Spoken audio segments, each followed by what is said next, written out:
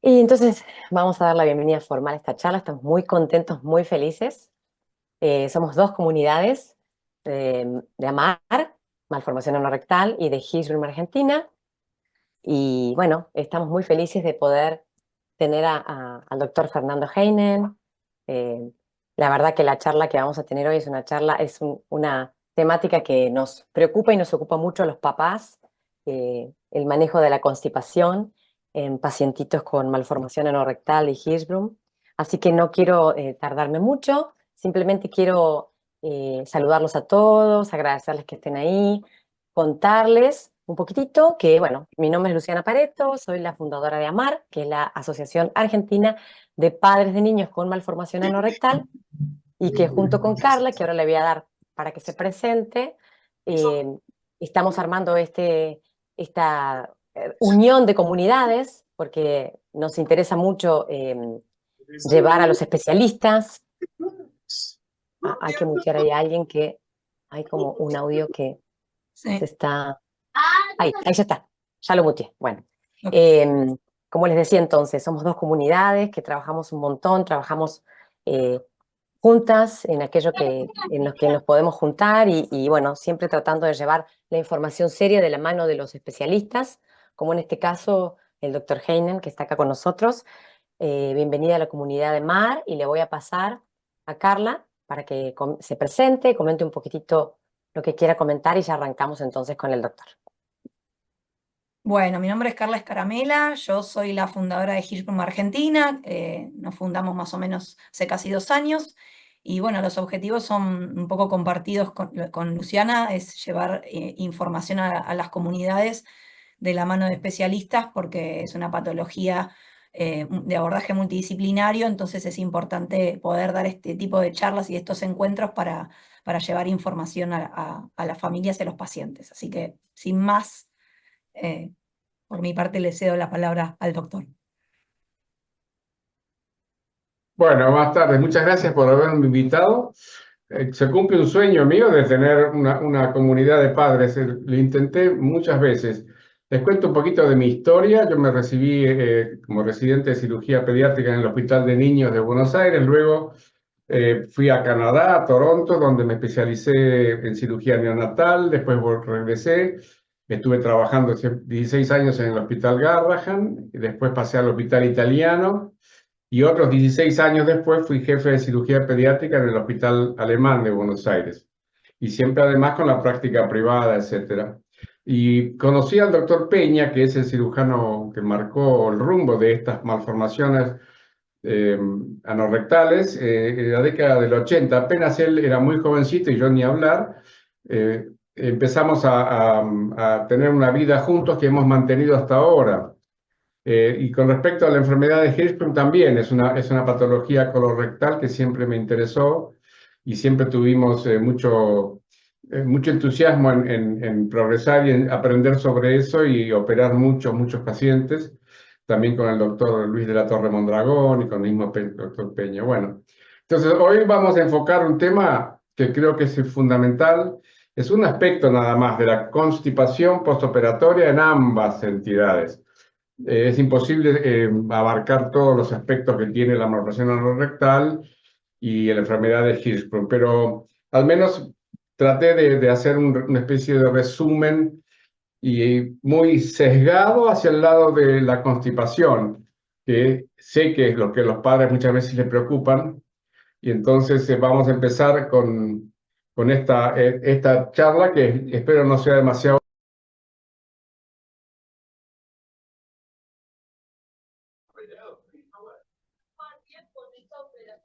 Se dejó de escuchar más. Fernando, Muteado no el se te doctor. está, no se te está escuchando, Fernando. Sí, me parece. Lo desmuteamos al doctor, a ver. Qué raro, es como que... ¿Ahí? Ahí está. Sí, es como que se muteó solo. Ya está, ahora estamos bien. Bueno, avísame. Bueno, entonces, ¿se escucha ahí? Sí. Entonces, las causas de la constipación en el postoperatorio de las malformaciones anorrectales tienen distintos orígenes. Y vamos a hablar de esto brevemente, no pretendo agotar los temas. Los temas que vamos a tratar son las causas de hipomotilidad, o sea, tránsito lento para hablar en criollo, cuando la causa es una falta de calibre anal, cuando la causa es una dieta inadecuada en el paciente, o cuando el manejo del paciente carece de un buen desarrollo en cuanto a su entrenamiento esfinteriano y desarrolla un hábito retentivo. Entonces vamos a empezar con el primero, que es la hipomotilidad, y para esto utilicé una especie de imagen o de figura que podríamos ejemplificar con una cinta transportadora, ¿sí? Que tiene una parte muscular, que sería acá la cinta que se mueve, y una parte que es motriz, que da la coordinación, unos cables que van haciendo que el movimiento de la parte muscular transporta sea coordinado y sea parejo y sea a una velocidad conocida. Entonces esto es más o menos lo que nos sirve para pensar que podría ser una forma de ejemplificar cómo es el tránsito desde la boca hasta la cola, ¿sí? Entonces hay una cinta transportadora en nuestro intestino que tiene un tiempo adecuado y ese tiempo lo podemos medir de formas muy complejas. Podemos ver la cantidad de ondas manométricas que hay, podemos hacer electromiografías, hay estudios endoscópicos para colocar electrodos, hay un montón de cosas sofisticadísimas para medir la motilidad intestinal, pero muchas de ellas, finalmente la parte clínica es la que da la respuesta. Yo acá voy a comentarles lo que yo hago en la práctica diaria de forma casera, pero muy efectiva, de valorar si un chico tiene hipomotilidad o tiene una motilidad intestinal normal. Y es darle alimentos que se puedan observar en la materia fecal. Inclusive en chiquitos más chiquitos, o después de los 6 meses ya podemos hacerlo con pequeños pedacitos de esto, o bien sea de maíz, choclo o de maní.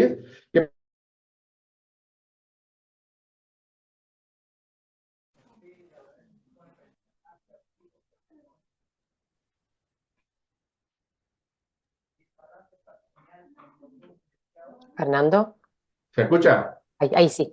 Sí, porque alguien toca algo y dice ping. ¿Estoy muteado o no? Ok. Se te escucha. Entonces, dándole esta alimentación podemos llegar a ver que normalmente vamos a ver aparecer en la materia fecal a las 48 horas y desaparecer a las 48 horas siguientes, ¿sí? Entonces, todo el proceso más o menos desde ingreso hasta que desaparecen por completo no dura más de 4 días. Eso sería una motilidad normal.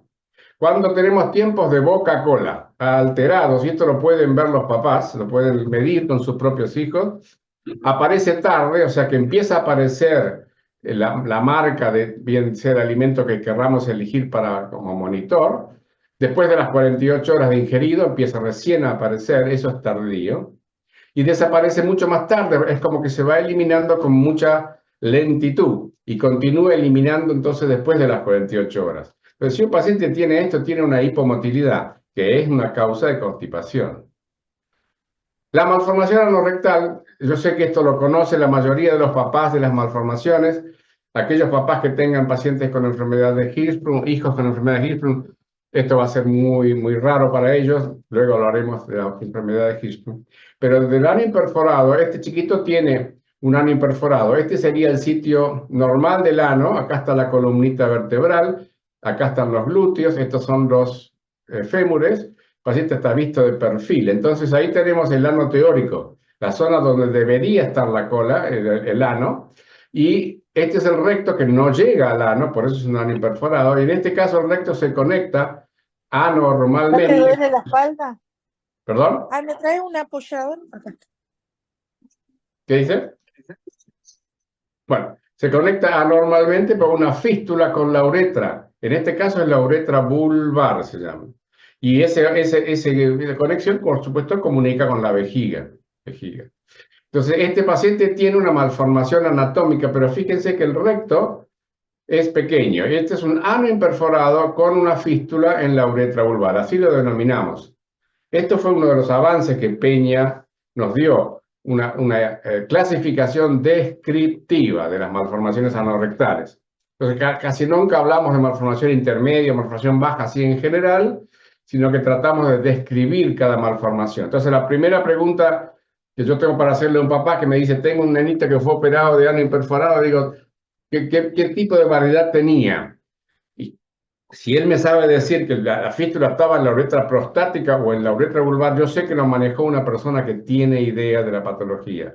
Si me dice, no, era una malformación intermedia, digo, este fue manejado por alguien que está utilizando conceptos muy antiguos. Ok, entonces acá hay un recto que tiene un calibre bueno, normal. Acá fíjense este otro chiquito que tiene la misma malformación, la misma variedad, pero tiene un recto tremendamente grande. Entonces esta es una segunda causa de constipación, que es un megarecto primario. Entonces hay pacientes que durante toda la gestación, o sea, en la época fetal especialmente, una de las razones es que la orina pasa al recto y lo va dilatando. Entonces tiene un megarecto primario. Cuando hay un megarecto primario, uno ya lo puede ver apenas el chiquito nace, e incluso se puede ver en el feto. Uno sabe que ese paciente es un candidato a ser constipado, porque tiene un reservorio rectal muy grande y generalmente poco eficiente. Entonces hay una malformación anatómica, el ano está imperforado, pero además hay una malformación o una disfunción, que es una hipomotilidad. Entonces se asocia una malformación anatómica con una disfunción que es hipomotilidad. Esa es una causa de constipación y es independiente de lo que el cirujano pueda hacer. Esta es la condición primaria del paciente. Entonces las fístulas cutáneas, ustedes ven acá, este es el periné de un bebé recién nacidito con una fístula cutánea. Ahí aparece meconio, a veces aparece recién a las 18 o 20 horas de vida, pero fíjense que tiene un excelente periné, está bien formadito, los glúteos están bien formaditos, la zona del ano teórico es muy buena, el rafe medio está muy bien marcado y pigmentado, hay estas perlitas córneas que se llaman, y acá aparece meconio. Esta es una típica imagen perineal de una fístula cutánea, ano imperforado bajo. Cualquier neonatólogo tiene que saber esto. Cuando no saben esto, los pacientes pasan mucho tiempo sin diagnóstico, simplemente observando, no hace falta ningún estudio para esto. Con ver esto uno sabe que el paciente no precisa una colostomía y que tiene que ser operado en el periodo neonatal por una simple operación que se llama anoplastía. A las 24, 48, 72 horas depende la distensión abdominal que tenga. Esta es una nena con otra malformación, que es la malformación anorrectal más frecuente en las nenas. Si uno dice, nació una nenita con ano imperforado, yo me juego todos los boletos que tiene una fístula vestibular. El ano está imperforado, no está en su sitio, y el orificio está pegadito a la entrada, pero no en la vagina, en la entrada, en el vestíbulo vaginal, lo que se llama el introito vaginal. Este es el himen, y acá está la uretra. Estos son los labios mayores, perdón, labios menores y los labios mayores, ¿ok? Entonces, esta es la fístula vestibular que está por encima de la horquilla vulvar.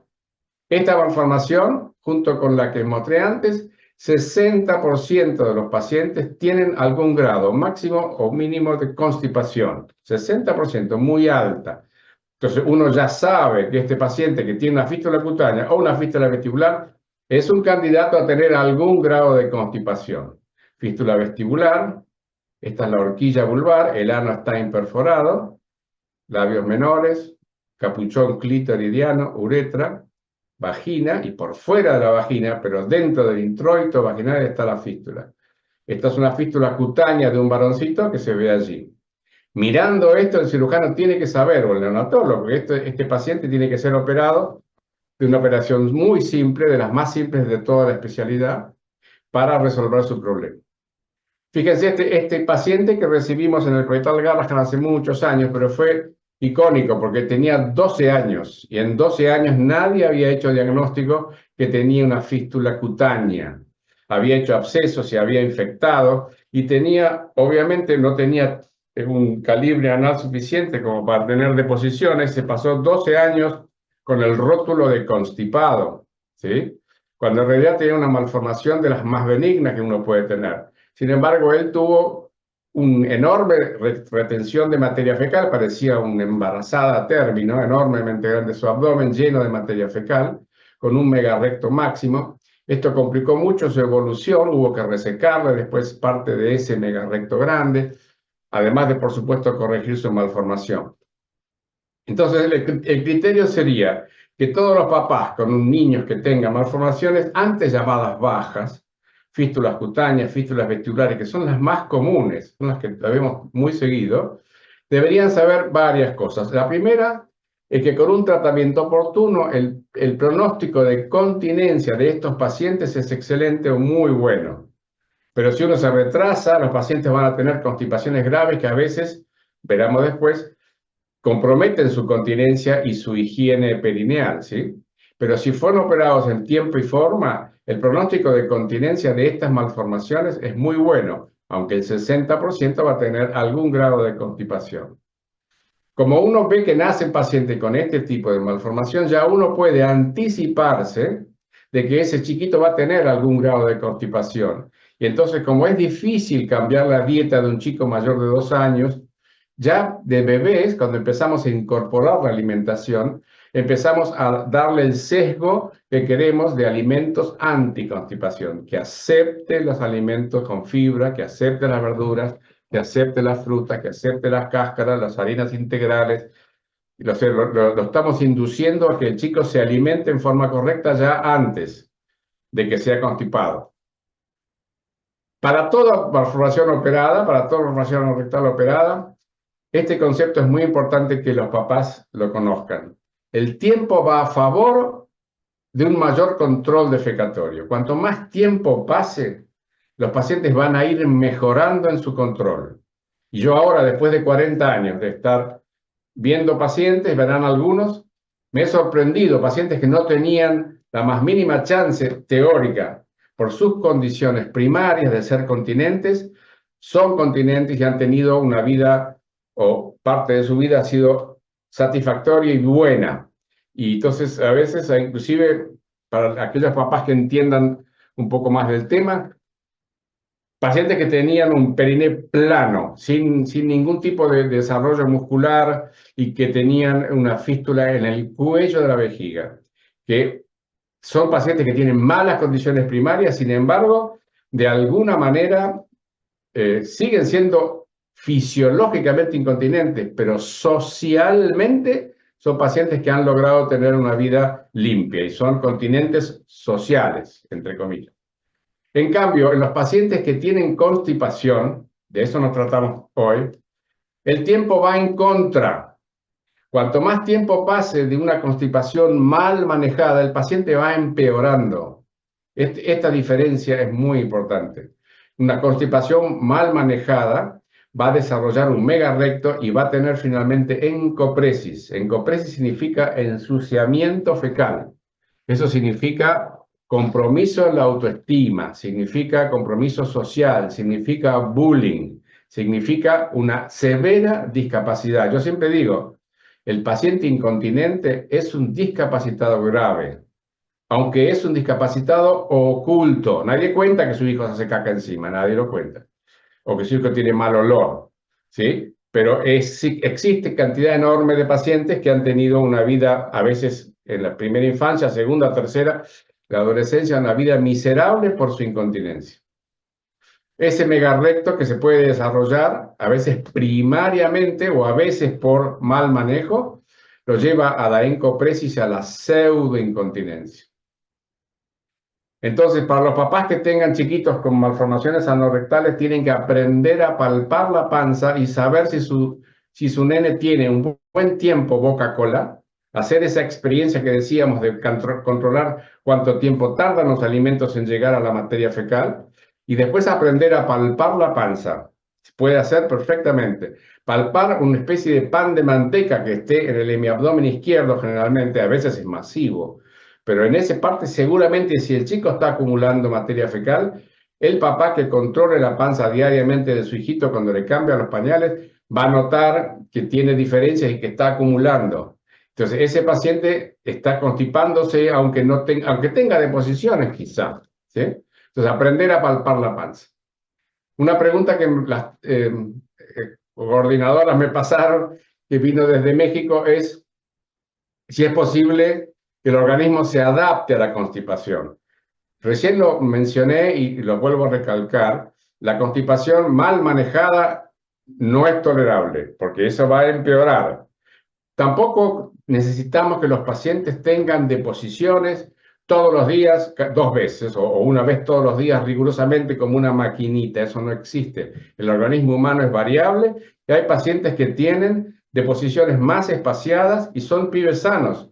Entonces, decimos, hay niños sanos que tienen deposiciones cada 2 días, por ejemplo, y podemos tolerar un ritmo espaciado de deposiciones cada 2 días, inclusive cada 3 días, siempre y cuando que no haya distensión abdominal, que las deposiciones no sean dolorosas y difíciles, que tenga el chiquito un adecuado crecimiento en la talla y en el peso, que no tenga infecciones urinarias, muy importante. A veces la constipación es el condicionante de las infecciones urinarias. Que el chico esté activo, que juegue, que crezca, que se alimente con buena actitud. Y que no haya un manchado fuera de lo normal. Con esto quise poner que normalmente un chico de 2, 3 años puede tener escapes fecales, sin duda. Todos los chicos sanos incluso los tienen. Pero si el manchado es muy excesivo, esa constipación no debe ser tolerada y es un índice de que el chico puede estar desarrollando un megarrecto. Entonces, si estas condiciones se dan, sí podemos tolerar una deposiciones espaciadas cada 2 o 3 días. No es rigurosamente necesario que el chico tenga deposiciones todos los días, 2 veces o una vez por día siempre. Y va a variar. Hay épocas en las cuales va a tener deposiciones diarias y épocas en que no va a tener. Otra pregunta que enviaron ustedes fue la conducta cuando hay un intestino muy activo, que llamaríamos de hipermotilidad, y se asocia con déficit de continencia. Un chiquito con ano imperforado que tiene la mala suerte, reitero, de tener un colon muy activo. Esto es una combinación muy desafortunada. Es una combinación que va muy en contra de una buena calidad de vida. Por suerte son pocos los pacientes que tienen hipermotilidad e incontinencia. Cuando ocurre, es difícil de manejar, pero bueno, tenemos el recurso de por supuesto, una dieta constipante, que luego hablaremos, pero la única droga que tiene algún efecto, y no es demasiado tampoco la milagrosa, es la loperamida, Lomotil o Suprasex, en la Argentina, que ese sí logra frenar en alguna medida la motilidad intestinal. Después tenemos la necesidad, si con eso no alcanza, para que el chico esté limpio, el objetivo es que esté limpio. Las irrigaciones colónicas anterógrafas en los pacientes, o los enemas primero, pueden ser que logremos en ese paciente con hipermotilidad, puede ser que logremos, irrigándolo 1 o 2 veces en el día, que el chico tenga una continencia social aceptable. Vale decir que pueda ir al colegio sin mancharse, que pueda hacer un deporte, incluso que pueda ir a una pileta. Vuelvo a repetir, no son pacientes frecuentes, por suerte. Y de los pacientes que yo he operado en mi vida, que son primariamente más de 800 con anos imperforados, solamente en 2 casos yo opté por decirle, mira, vas a ser mucho más feliz, vas a tener una vida de mucha mejor calidad con una ostomía que con un pañal. Porque no logramos nunca tener el periné limpio y prever que ese chico va a ser ensuciando, ¿no? Entonces, el uso del pañal no es aceptable, es un recurso que no tenemos que aceptar. Entonces hay pacientes que normalmente vamos a decir van a estar más felices y van a tener una vida mejor con una ostomía permanente. Esto ocurre muy espaciadamente. A mí me pasó en 2 pacientes. Uno de ellos es taxista en Buenos Aires y vuelta a vuelta me cruzo con él. Tiene una ostomía desde hace más de 25 años y saca la mano y me saluda. Está feliz, pero era imposible que este chico él tenía una regresión caudal, una hipoplasia perineal, no tenía prácticamente músculos esfinterianos, la fístula del cuello de la vejiga, era una pésima condición primaria. Bueno, podríamos seguir hablando de hipomotilidad durante horas, pero hasta ahí llegamos por eso. La segunda cosa que quisiera comentarles, como causa de constipación en los pacientes operados, es cuando hay una falta de calibre anal. Y para esto es importante la participación de los papás y de los médicos que los entrenen. Entonces, no sé si dijeron recién, no, pero el que dijeron que tiene 28 días que está en el auditorio es una enfermedad de Hirschsprung. Pero supongamos que hubiera un papá que ahora estuviera pensando en que su hijo va a ser operado, pídanle a su médico que los empiece a entrenar cómo deben hacer las calibraciones, mal llamadas dilataciones, del calibre de su neoano cuando sean operados. Esta es la posición en la cual se operan los pacientes y la gran aporte que dio Alberto Peña, cirujano mexicano que vive ahora en Colorado, pero trabajó en Estados Unidos casi toda su vida activa, con el abordaje sagital posterior, fue la que revolucionó el pronóstico de estas malformaciones. Puede ser un abordaje pequeñito para las malformaciones muy bajitas, como es la fístula cutánea. Puede ser un abordaje algo mayor, por ejemplo, para una fístula vestibular o para un ano imperforado con una fístula en la uretra vulvar de un varoncito. O puede ser un abordaje mucho más amplio, que abramos todo el aparato esfinteriano en la mitad, a veces inclusive seccionando el coxis. Pero hoy en día, con la videolaparoscopía, esta alternativa de hacer un gran abordaje es muy rara. Entonces, esta es la única foto que les voy a mostrar de una cirugía. No voy a mostrar sangre ni nada por el estilo, pero este es el aparato esfinteriano de un ser humano en un abordaje sagital. Lo abrimos como si fuera un libro en dos pedacitos y ahí vamos a tratar de poner el intestino, que está mucho más arriba, como les mostré en las placas. Y vamos a englobar, como si fueran los panes de un pancho, de un hot dog, vamos a englobar el aparato esfinteriano englobando el recto, construyendo un anito que depende de la anatomía, será de 7 o 9 milímetros, depende cómo sea la anatomía del paciente y el peso que tenga. Probablemente un chico de 3,5 kilos o 4 kilos de nacimiento tenga un calibre 9 y un chiquito de 2 kilos tenga un calibre 7. Eso depende del tamaño del aparato esfinteriano. Y lo tenemos que llevar a un calibre de 10-11 milímetros a los 6 meses de edad, con un chiquito que tenga esta edad, o si lo operamos más tarde, que a veces todavía sigue pasando, que los pacientes se operan muy tarde, 6 a 12 meses de edad, el calibre es un poco mayor, 12-13 milímetros. No es adecuado subir más calibre, o sea, hay médicos que todavía no tienen tanta experiencia quizá y quieren llevar al paciente a 15, 16 de bujías. Es un exceso, es un exceso. Uno puede dejar a un chiquito a los 6 meses de la cirugía con un calibre 11 y lo ves a los 3 años tiene un calibre 15 espontáneamente, porque el calibre del enano va creciendo. En tanto uno haya hecho las cosas bien y no haya creado fibrosis, cicatriz. Antes usábamos las bujías metálicas, antes me refiero a hace 30 años, pero cuando estábamos en el Hospital Garrahan había tanta cantidad de pacientes que tuvimos que hacer métodos más baratos y entonces inventamos unas bujías que se hacían con acrílico. Las primeras fueron hechas artesanalmente por mí mismo y después ya cuando mandaba a los papás a comprar las barritas de acrílico para hacerlo, la persona que los vendía le preguntaba para qué las quería y les contaba que era para la cola, no entendía qué era.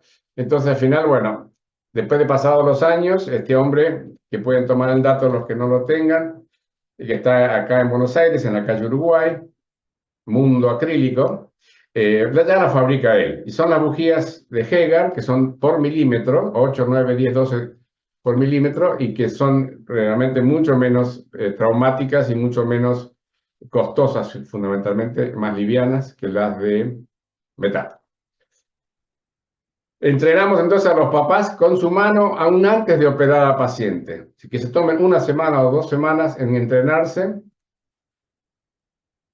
con las bujías que ya compraron y entonces vamos a decirles que van a introducirlas solamente hasta la parte que dilata, o sea, cuando da el calibre que queremos, en este caso 13, que sería el último de un chico muy grande, hasta allí no tenemos que meter la bujía toda, apenitas hasta la zona que dilata realmente. Lo que queremos dilatar es la piel, que está acá pintada en amarillo. Entonces no queremos dilatar el intestino, queremos dilatar la piel. Y en realidad estoy usando el término dilatar cuando debería decir calibrar, porque el cirujano lo dejó con un calibre y a los 12 días empezamos. Lo que queremos es mantener ese calibre, mantener ese calibre. Entonces calibrar sería mejor que dilatar. Y hacemos un movimiento oscilante, como les mostré antes, entre ahora 3 y 9 de este reloj hipotético. Muy suavecito. Queremos dilatar la piel y lo hacemos 1 minuto a la mañana, 1 minuto a la tarde. Todos los días. Y lento, con el ritmo que tiene una canción de cuna. Arro, ro, mi, ne, ne, No va a ser tipo rock, suavecito, firme y lento. Y haciendo presión hacia el dorso del paciente que está acostadito con buena luz. Uno de los papás, acá lo dibujé al papá, pero puede ser la mamá, que lo sostiene, le habla, lo mira, le trata de calmar con su actitud. Y la otra persona, que será la mamá o será quien el papá, es el que va a hacer la dilatación anal durante 1 minuto a la mañana y 1 minuto a la tarde. Comenzamos. La ventaja es que se alcanza en los neonatos. Después de los 12 días empezamos a dilatarlo. En el neonato se alcanza muy rápido el calibre deseado, que por ejemplo va a ser 11 o 12 como máximo en el neonato. Es más fácil porque el chiquito es más chiquito, más debilucho, lo podemos sostener con mucha más facilidad que un chico de 2 años. A mí me ha tocado, me acuerdo en el hospital de niños, en las primeras épocas dilatábamos chicos que habían sido operados muy tardíamente. Y era un grandote de 12 kilos, de 1 año y medio, y me boxeaba y no quería y sufría, y es un trauma para los chicos. Entonces, siempre, cada vez que podemos recomendar es operar mucho más precozmente, el neonatal o muy cerquita al neonatal. Y no tiene ningún recuerdo de estas maniobras. Los chicos más grandes sí que se acuerdan, y mucho. Y controlamos el calibre hasta los 6 meses. Entonces empezamos 2 veces por día la primera semana con el calibre que lo dejamos en la cirugía. A la semana siguiente aumentamos 1 milímetro, a la semana siguiente otro más. Y a la semana siguiente llegamos al calibre que queremos. O sea, más o menos es 1 mes y medio. Y ahí mantenemos cada diario, cada 2 días, cada 3 días, cada 4 días y por ahí 1 vez por semana hasta los 6 meses. No olvidar de que el calibre es un proceso dinámico. Si uno lo deja, se va a perder calibre. Queremos lograr un ano elástico. Si logramos tener una dilatación frecuente, 2 veces por día, suave, firme, vamos a lograr un ano elástico que pueda dilatarse con materia fecal dura, un ano que no esté vertido, que no tenga mucosa expuesta, que no sea un ano húmedo, y que tenga un calibre estable, que se mantenga, ¿sí? Entonces uno deja a un chiquito con un calibre 11 y a los 2 meses lo tiene que calibrar y tiene que tener 11 o 12, pero no tiene que tener menos, si uno hizo bien el periodo de dilataciones. Este es un ejemplo de lo que no se debe hacer. Este paciente es uno de los pocos que se nos escapó de control. Bueno, los papás no hicieron lo que se suponía debían hacer y tenía una fibrosis importante, por supuesto, con constipación, de eso hablamos. Y bueno, el error que un médico puede cometer es tratar de resolverlo con más dilataciones. Cuando le pase esto a un paciente o hijo suyo, si les pasa porque tiene fibrosis y estrechez, lo que tiene que hacer el cirujano es operarlo. Y después ustedes van a mantener, o él va a mantener el calibre logrado con la cirugía.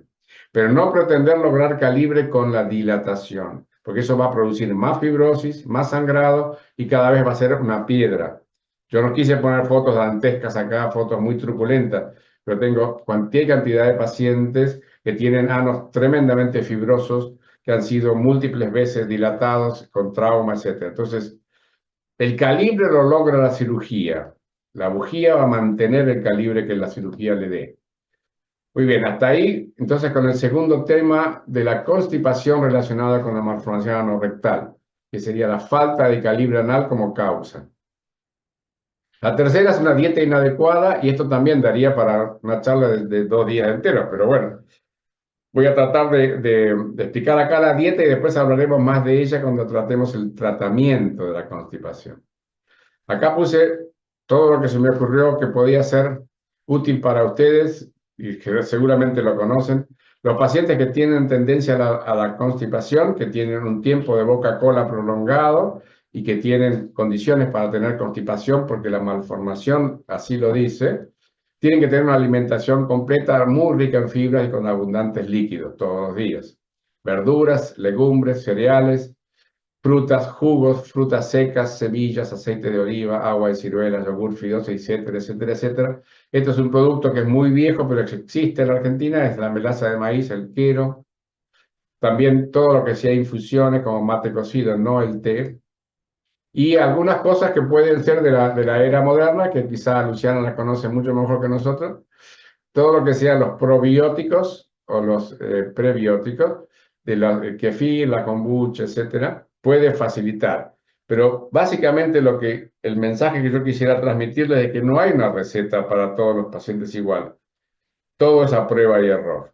Hay que evitar lo que sabemos que constipa, el arroz, inclusive el arroz integral también, yo vi que constipa, el té, los quesos duros, exceso de carnes rojas, la vitina, la polenta, la harina de maíz, las zanahorias, la parte interna de la zanahoria anaranjada, eso es pecten, eso constipa, la grasa animal, todo lo que sea los pastelitos, la torta frita, todo lo que sea frito en grasa animal o que tenga como los palitos de copetín, chisitos, papas fritas, nachos, etcétera, constipa. Y las gelatinas animales también, obviamente el dulce de membrillo, dulce de batata, queso de chancho, etcétera, etcétera, todo lo que tenga gelatina de origen animal constipa. Después vamos a hablar un poco más de esto. Entonces, la dieta inadecuada de un paciente puede ser la causa, que se sume a las otras, de constipación. Y lo otro es el desarrollo de hábitos retentivos, que es otra condición de constipación. Acá también podríamos hablar días enteros porque es súper complejo el tema, pero le voy a dar así las pinceladas más grandes de lo que yo creo que es importante. Primero que hay una carga genética. Hay familias que son constipados, aun que no tengan malformación anorrectal o que no tengan enfermedad de Hirschsprung, hay pacientes que son constipados. Hay pacientes que compran la vaselina líquida por rutina o que compran el laxante que utilicen por rutina porque son todos constipados. Entonces, hay una carga genética indudable de hipomotilidad, indudablemente. Si un paciente tiene además una malformación anorrectal en una familia con constipación, es probable que tengamos constipación. Lo mismo para la enfermedad de Hirschsprung. Una causa de constipación también y de desarrollo del hábito retentivo es querer que el chico controle y sacarle el pañal demasiado prematuramente. Uno ya le avisa a la mamá que el chiquito fue operado a los 2 meses. Mamá, este chiquito va a estar con pañal hasta los 24 meses por lo menos. No va a estar con pañal hasta los 4 años, prohibido. Hasta los 5 mucho menos. Pero el entrenamiento esfinteriano va a ser un poco más retrasado. Va a tener más tiempo para aprender, le va a costar más. Depende de la formación que tenga, después veremos. Pero entonces saber que no debe uno apurarse, no querer que el paciente deje el pañal demasiado precozmente, como sería los 18 o 24 meses, sino más bien 24 o 36. Lo otro son causas emocionales, que hay cientos de miles, y les podría contar 1000 anécdotas, pero no hay tiempo para eso. Pero bueno, todo lo que es emotivo, todo lo que es transporte de mudanza, todo lo que es pérdida de abuelos, conflictos familiares, separación de los padres, bullying del colegio, todo lo que son incidentes o estresantes de la vida normal en la comunidad puede ser causa de constipación. Y también hay causas médicas de la constipación, como el hipotiroidismo, que algunos pacientes tienen, además de tener una malformación anorrectal. Pues yo diría que de la mayoría de los pacientes que tienen constipación, la hipomotilidad con carga genética a veces es la más incidente, junto con la variedad de malformación. Fístulas cutáneas, vuelvo a repetir, y fístulas vestibulares, que son malformaciones anorrectales que tienen excelente pronóstico de continencia, pero pagan un precio por la constipación. Otro es establecer el paciente cuando llega el momento, que va a ser muy probablemente, hay pacientes que no, la mayoría. No tengo audio, no se siente bien. ¿Está mal el sonido?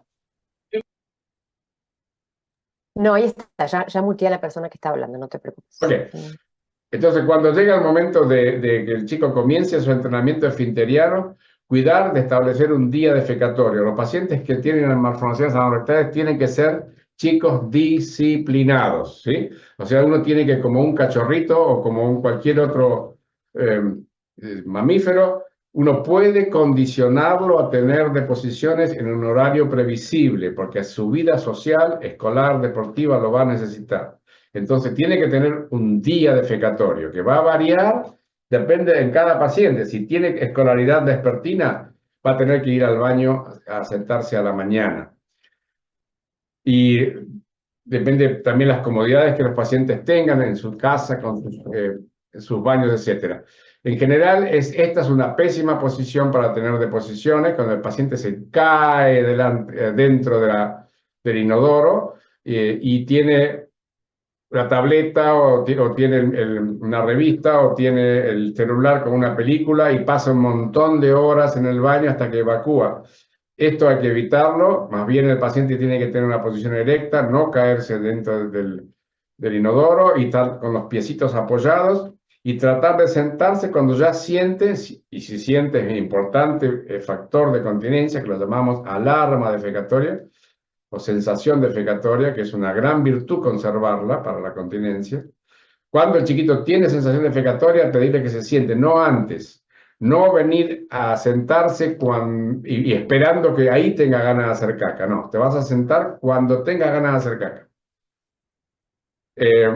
Esto es importante que la familia lo entienda y que en el colegio lo entienda. Hay chiquitos que tienen continencia aceptable, y tienen alarma defecatoria, tienen sensación de que tienen que hacer caca. Entonces hay que explicarles en el colegio que el chiquito tuvo una malformación anorrectal, que por suerte tiene alarma defecatoria, él se da cuenta que va a hacerse caca y tiene que dejarlo ir, al baño y tiene que tener algo más o menos cómodo para que él pueda hacer caca en su colegio. No pueden aguantar, no pueden estar esperando ir a casa para tener deposición. Entonces, todo tiene que ser adecuado a su déficit de continencia que puede llegar a tener un paciente con malformaciones anorrectales. ¿Cómo tratamos la constipación derivada o en los pacientes con malformación anorrectal? Ya hablamos de esto, no voy a repetirme, pero sí el concepto de que hay que hacer prueba y error. Es imposible dar una receta, pero los pacientes tienen que saber cuáles son los recursos y tengo que ir probando. Y voy a probar esto mañana y voy a probar lo otro de la semana que viene y voy a ver cómo me va con la yogur con chía y voy a ver cómo me va con el quero, con cereales integrales y voy a mezclar all bran con nueces a ver qué hago. Depende de la edad del chico. Le voy a dar agua y ciruelas a un lactante mezclado con, por ejemplo, banana, que le voy a dejar los hilitos puestos para que tenga más fibra, etcétera. Todo es prueba y error. Y después los famosos temas de los laxantes. A veces la gente sí quiere que en este caso uno le dé la receta de qué laxante va a funcionar. Yo les puedo asegurar que he probado todos los que existen en la medicina humana. Y realmente hay algunos productos que funcionan en algunos pacientes que no funcionan en otros. En general tratamos de usar laxantes que sean de tipo osmótico o de los estimulantes tipo Sena, muy poco el Bisacodil, más bien utilizamos mucho el Transipec, o sea, el Varex, el polietilenglicol 3350. Por algunos episodios utilizamos la leche de magnesia, en ese caso la marca esta es importante, es el sulfato de magnesio. El Psyllium, que es el metamucil, también lo hemos usado y puede ser efectivo en muchos pacientes. Y después el Sena, que no teníamos en el país hasta hace poco, no sé cuánto tiempo el laboratorio Megalab empezó a fabricar el Cirulax, pero había que traerlo de afuera, yo pude muchas veces conseguirlo, pero el Sena es difícil de conseguir en la Argentina, en otros países en Latinoamérica sí hay. Bueno, ahora vamos a hablar un poco más de los laxantes, pero el concepto es que no todos los laxantes van a responder igual en todos los pacientes. Y lo mismo las dosis. Los supositorios de glicerina son un recurso que uno puede tener en lactantes pequeños y puede ser muy efectivo para lograr deposiciones en lactantes pequeños cuando uno aprendió a palpar la panza y vio que el chico está reteniendo. Es una buena manera de estimular las deposiciones y antes de llegar a los enemas. Cuando tenemos que llegar y con la dieta no fue suficiente, los laxantes no fue suficiente, algunos pacientes requieren sí o sí que le hagamos enemas, porque lo que tenemos que lograr es que estén limpios y que no estén constipados y que no estén desarrollando un megarrecto que lo va a llevar a la encopresis y que lo va a llevar a la pseudoincontinencia o ensuciamiento fecal, que es la que decíamos que era una discapacidad importante. En algunos pacientes la constipación va a tener que ser operada, o sea, hay recursos quirúrgicos para la constipación. Entonces vuelvo sobre los laxantes. Lo que más usamos es el Varex S, que viene en sobres de 4.5 gramos. No confundirlo con el Varex Unipeg, que es el Varex que se utiliza para la preparación colónica para la colonoscopía, que son 16 gramos, un sobre enorme. Me ha pasado pacientes que se confunden y toman un sobre de 16 gramos por día, es una locura. Los sobres son de 4 gramos y podemos utilizar 1 o 2 sobres. Si los padres leen el prospecto de este Varex, acá en Argentina, del laboratorio Domínguez, dice que no se debe usar en chicos porque no está aprobado, pero les puedo asegurar que lo hemos usado hace décadas y el polietilenglicol es efectivo como osmótico. Y bueno, lo otro que tenemos el recurso es el Cielax, que yo personalmente no tengo demasiada experiencia prolongada y viene en formas bastante fáciles de administrar, como las mini tabletitas, inclusive la jalea es buena y los jarabes y los comprimidos más grandes. Esto es un senócido, la cera, ¿sí? Eso es bastante efectivo. Los fabricantes dicen que no debe usarse más de una semana, pero también les puedo asegurar que hay pacientes que lo toman durante muchos meses. Y después hay cosas que uno puede hacer y probar. Vuelvo al concepto de prueba y error. Estas son, por ejemplo, una foto de semillas de chía activadas. Simplemente 2 cucharaditas de semillas de chía que uno deja por la noche y a la mañana siguiente, por ejemplo, al chiquito le da con yogur, con una cucharita de té o una cucharita de café, a un chiquito de 1 año, una papilla, con semillas de chía y este mucílago que se forma. En algunos pacientes es muy, muy efectivo, en otros no tanto. Los supositorios de glicerina, siempre está la duda de ponerlos de punta o ponerlos de cola. Los que dicen que ponerlos de cola es mejor porque apenas pasa el esfínter lo cierra y lo introduce adentro. No sé cuál será la verdad, pero son efectivos generalmente en lactantes. En los pacientes más grandes no los solemos utilizar. Los enemas. Todo un tema, pero a veces los pacientes con todos los manejos que podemos hacer no logran estar limpios. Reitero, el objetivo es que tengan limpieza previsible, o sea, que sean chicos socialmente continentes y estén limpitos sin olor. Si van al jardín o si van a la primaria con déficit de continencia mal manejada, van a perder autoestima, van a ser... los niños son muy crueles a veces con esto. Le ponen un mote, con vos no juego porque tenés mal olor. No, vos no sos asqueroso.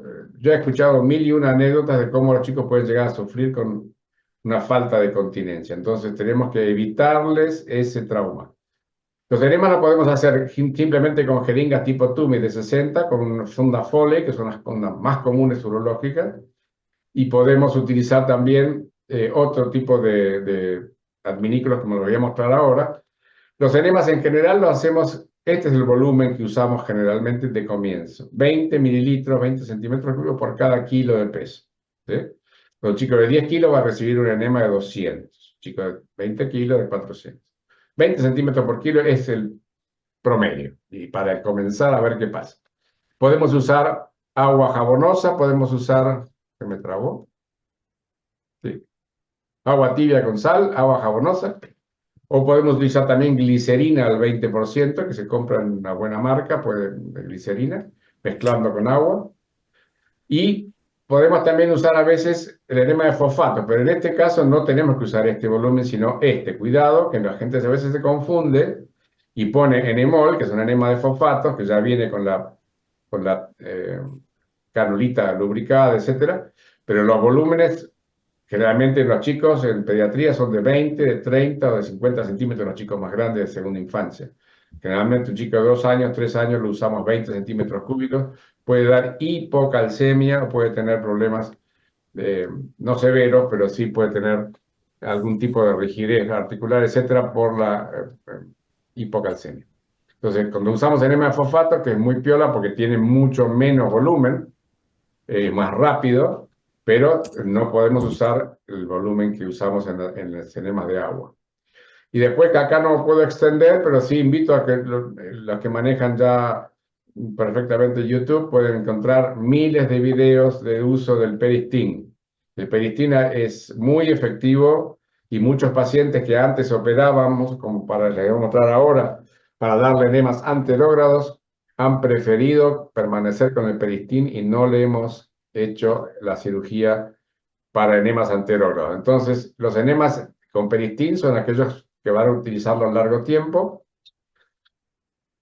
Y nos queda entonces un recurso para algunos pacientes constipados, que es la cirugía. Entonces, hay constipados graves que no responden a nada y que necesitan enemas permanentes para estar limpios. Entonces, esos pacientes son a los que le proponemos los enemas anterógrados. Enemas que significan enemas de adelante hacia atrás, o de proximal a distal, decimos los médicos. Entonces, los constipados graves o los incontinentes que no son manejables de otra manera, si es que han respondido a enemas y no quieren el peristin, hay pacientes que no lo aceptan, la mayoría sí, pero algunos no lo aceptan. Entonces, esos pacientes podemos indicarles la cirugía para hacer el enema anterógrado, que significa hacer una irrigación colónica con los mismos elementos que hablábamos antes, agua con sal, agua jabonosa, solución fisiológica, desde proximal a distal, desde el ciego hasta el colon ascendente, colon transverso, colon descendente, sigmoides y recto. O sea, en lugar de hacer un enema e introducimos agua desde el recto hacia allá, hacemos una irrigación colónica desde arriba hacia abajo. Antes lo hacíamos exteriorizando el apéndice cecal, el apéndice ahí, hoy en día no lo hacemos más. Hoy utilizamos un pequeño catéter del calibre 9 French, que es muy pequeño, que se llama el dispositivo de Chait. Chait es un radiólogo que lo ideó esto en Toronto en la década del 90. Es un catéter que se autolimita ahí, hay que ponerlo. Él lo ponía con radioscopía por punción, nosotros lo ponemos por videolaparoscopía, y lo que hacemos es entonces acceder al ciego y hacer la irrigación colónica desde el ciego hacia el ano, desde arriba hacia abajo, por eso se llaman anterógrados. Ese catéter tiene una vida más o menos de 1 año y medio, hay que cambiarlo. Tiene memoria, uno lo pone recto, pero enseguida adopta una forma así de viborita del tipo resorte y se automantiene en el ciego y queda ahí fijito. Entonces los pacientes van ahora, conectan un conector a la boquita del catéter y pueden irrigarse el intestino. Así lo ponemos en la laparoscopía. Este es un chiquito que van a ver el video ahora. No lo había operado yo, pero sí estaba incontinente, tenía severos problemas de continencia, un chiquito del Uruguay. Y bueno, este chiquito le pusimos en el propio apéndice que le habíamos hecho en aquellos años. Ven, acá está la incisión. Ahora tiene más de 30 años.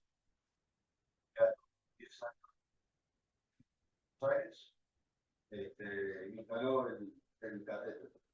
Y me costó aprender a vivir con él, sobre todo por un tema estético y de desarrollo, pero a largo plazo me cambió la vida.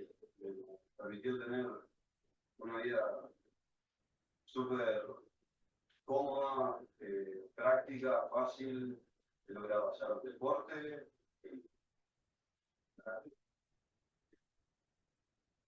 ¿Se escucha? Nuestro hijo se encontró en Chai de 5 años, ahora tiene 18.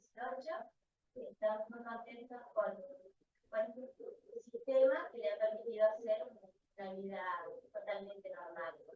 Desde chiquito hace deporte, juega al fútbol, básquet, vóley, va a natación. Y que lo hace él solito. Y algo que puede hacerlo solo. Y se lleva más o menos 20 minutos. Lleva 20 minutos. Qué bueno, qué bueno. Bueno, gracias. ¿Feliz entonces?